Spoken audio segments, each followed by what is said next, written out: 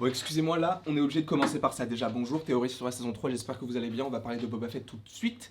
J'ai un peu bugué sur le tout de suite, mais on va parler de Boba Fett. Pourquoi ?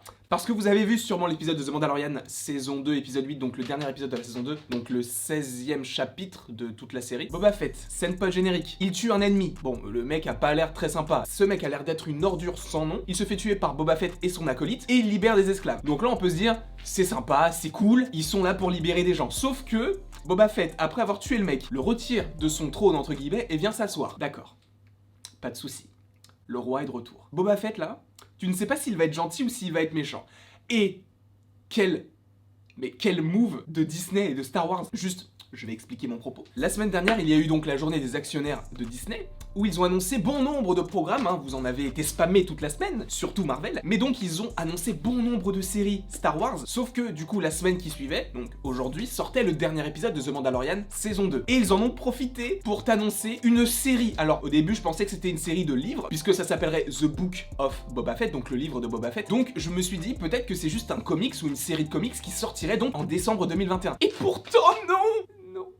C'est pas ça. Ce serait apparemment une série qu'ils n'ont pas annoncée lors de la journée des actionnaires de Disney la semaine dernière pour profiter un maximum de cet épisode et de cette scène post-générique. Donc ça veut dire que pour votre calendrier Star Wars, rajoutez The Book of Boba Fett. Ah, je vous en prie, décembre 2021, ça arrive l'année prochaine. Sachez que les vidéos qu'il y a eu en rapport avec The Mandalorian, il va y avoir la même chose pour Boba Fett. Donc des reviews, des histoires d'eux, t'inquiète pas, il y en aura plein. Avouez que ça va être trop stylé. Déjà, le personnage de Boba Fett est trop stylé. J'étais un petit peu déçu de ne pas l'avoir beaucoup eu dans cet épisode-là, mais mon dieu, mais ça annonce des trucs de fou. The Book of Boba Fett. Ouais, je voulais commencer cette vidéo là-dessus parce que ça fait pas vraiment partie de The Mandalorian saison 3, mais ça fait partie de l'univers de Star Wars. Donc je voulais vraiment commencer là-dessus et j'espère que vous allez bien. J'espère que vous avez passé une bonne journée, j'espère que vous avez vu la review de l'épisode, j'espère que vous êtes chaud parce que demain il y a une vidéo en rapport avec Marvel et notamment en rapport avec Captain America sur Disney+. Quoi ?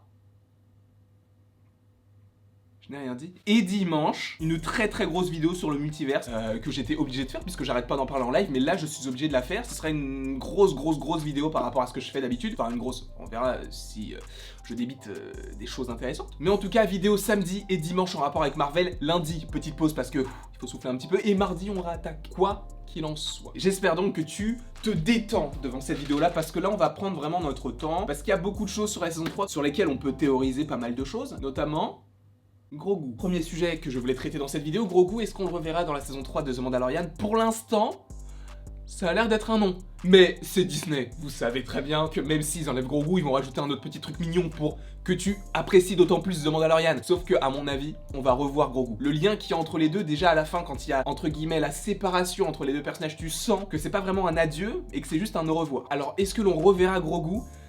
Je suis un petit peu tiraillé. Tiraillé dans le sens où si on revoit Grogu, ça veut dire qu'on a plus de chances de revoir Luke. Sauf que Luke, il était pas, entre guillemets, très bien fait dans le dernier épisode, puisque c'est de la CGI, ils ont pas pu avoir Mark Hamill jeune, donc c'est tout à fait normal. Mais s'ils remettent Grogu, en tout cas tout de suite, je ne pense pas que ce serait une très bonne idée de la part de Disney et de Star Wars. Ça n'a pas l'air d'être l'arc vers lequel ils se dirigent. Alors oui, on le reverra sûrement, et notamment par rapport à Kylo Ren, mais on va en parler juste après. Mais je pense que pour l'instant, c'est un au revoir et non pas un adieu, parce que selon moi, on va revoir Grogu. Ça va être hyper intéressant de savoir comment est-ce que The Mandalorian va évoluer, parce que là on voit qu'il enlève son casque, donc est-ce qu'il renie le fait qu'aujourd'hui c'est un Mandalorian qui utilise un petit peu trop les règles qu'on lui a imposées quand il était plus jeune, et donc il va se ranger du côté de Bo-Katan, ou est-ce que pas du tout, et il va rester The Mandalorian, et il va entre guillemets redevenir ce qu'il était dans la saison 1, même s'il a d'autant plus de connexion avec les gentils, puisqu'il est vraiment attaché à Grogu, et là c'est la séparation. Donc ça sera à voir dans la saison 3 je pense, l'évolution du personnage du Mandalorian. En tout cas, pour revenir à Grogu, pourquoi est-ce qu'on pourrait le revoir ? Parce que si vous avez vu la dernière trilogie, qui est la plus mauvaise des trilogies de Star Wars selon moi, après vous en pensez ce que vous voulez, même si les derniers Jedi j'ai beaucoup aimé, mais justement dans cette trilogie on t'apprend quand même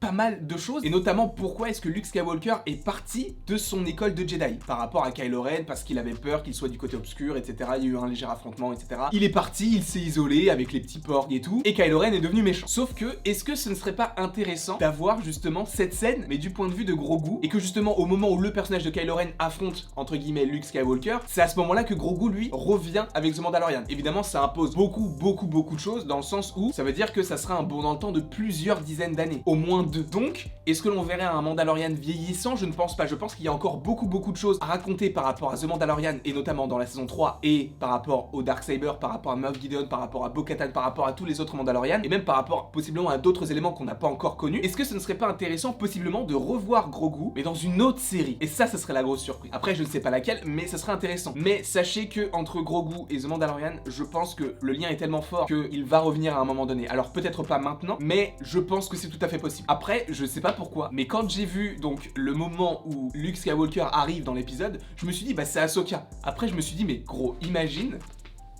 c'est Mace Windu qui est pas mort et qui revient. Imagine c'est Samuel L. Jackson là. Après bah non en fait, et je me suis rappelé qu'il était mort dans l'épisode 3. Après, est-ce qu'il est mort ou pas? C'est un débat que l'on peut avoir, je vais pas en parler sur la chaîne parce qu'il y a bon nombre de youtubeurs beaucoup plus calés que moi sur Star Wars qui en ont parlé. Donc sachez que à Star Wars il me régale mais de fou. Ensuite, pour revenir à The Mandalorian, ça va être très intéressant d'avoir le rapport qu'il va y avoir entre Bo-Katan et The Mandalorian. Parce qu'entre les deux personnages, ça semblait un petit peu tiraillé à la fin de l'épisode, dans le sens où The Mandalorian, c'est lui qui a le Darksaber aujourd'hui, puisqu'il a affronté Moff Gideon qui l'avait mais il l'a vaincu. Sauf que donc pour avoir le Darksaber, c'est un petit peu comme la baguette de Suro dans Harry Potter. Pour l'avoir, il faut désarmer le sorcier. Et là, c'est un petit peu la même chose. Donc ça veut dire que pour que Bo-Katan ait le Darksaber et soit la chef des Mandalorians, il faut qu'elle affronte The Mandalorian. Et ça, je pense que c'est quelque chose que l'on pourrait avoir et imaginer. Bo-Katan ne devient plus la chef, mais que c'est The Mandalorian qui le devient. Et non mais à la fin de l'épisode, il avait tous les artefacts. Il avait Grogu dans une main, il avait la lance de Beskar dans le dos, il avait son armure Beskar et il avait le Darksaber. Tout ce que tout le monde veut dans la galaxie,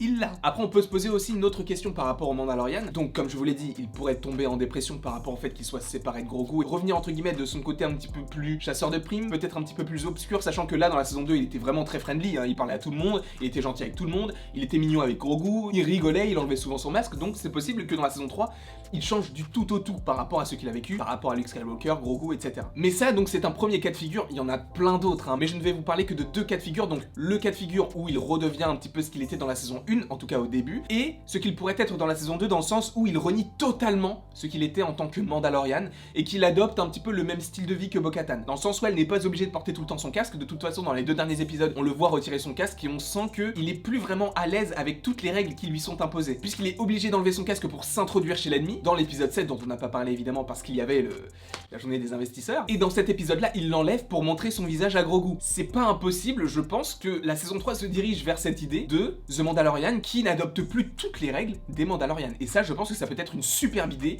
à voir pour la suite. En tout cas, j'espère que ça pourrait prendre ce chemin-là. Donc personnellement, ce sont les deux chemins que j'aimerais voir dans la saison 3. Il y en a plein d'autres, peut-être que vous en avez, n'hésitez pas à me les mettre en commentaire. Sachez que je n'ai pas encore répondu à tous les commentaires, il y en a beaucoup, mais je vais vraiment me prendre là, je vais me prendre quelques petites vacances jusqu'à début 2021, on va dire, pas par rapport à YouTube, hein, par rapport à mon taf et tout. Je vais avoir beaucoup plus de temps à YouTube, beaucoup plus de temps à TikTok, beaucoup plus de temps à Instagram, donc je vais vraiment être focus là-dessus. Donc tu peux évidemment commenter toutes tes théories sur la saison 3, en tout cas moi ce sont les principales dont j'avais envie de vous parler. Est-ce qu'il y aura d'autres Jedi que l'on pourrait voir dans la série, sachant que là on a déjà vu R2D2 dans le dernier épisode? Est-ce que l'on pourrait voir par exemple C3PO dans la saison 3 par rapport à un petit clin d'œil ou quelque chose comme ça, ou des personnages possiblement comme Chewbacca ou Han Solo, même si ce ne sont pas forcément les personnages les plus intéressants, mais ce serait très cool de les voir, je trouve. Est-ce qu'on ne pourrait pas revoir Mace Windu? Bon là je vais peut-être un peu loin, mais je vous jure, Disney là ils vont faire des séries de fous, ils vont faire d'autres films de fous, sachant que Samuel L. Jackson est très lié à Disney par rapport à son rôle de Nick Fury. Est-ce que vous ne pensez pas qu'à un moment il va revenir, hein? Même si c'est un flashback, peut-être qu'il est vraiment mort dans la revanche des Sith, mais vous imaginez pas vous un flashback du personnage de Samuel L. Jackson à un moment donné? Parce que on peut le dire, son personnage il était trop stylé, même s'il était pas forcément très sympa, il était trop stylé. Et en plus de ça, imagine il est pas mort et on a un aperçu du personnage dans les séries qui suivent. Mon cœur. Je pense que ça peut être une superbe idée en tout cas de revoir Mace Windu. Alors là, ça n'a aucun rapport avec The Mandalorian. Je ne dis pas que Mace Windu va revenir dans The Mandalorian, je dis juste que Disney ils sentent l'argent. Ils vont faire une série sur Nick Fury, donc avec Samuel L. Jackson. Pourquoi ne pas faire une série aussi sur Mace Windu? Et là, mais là...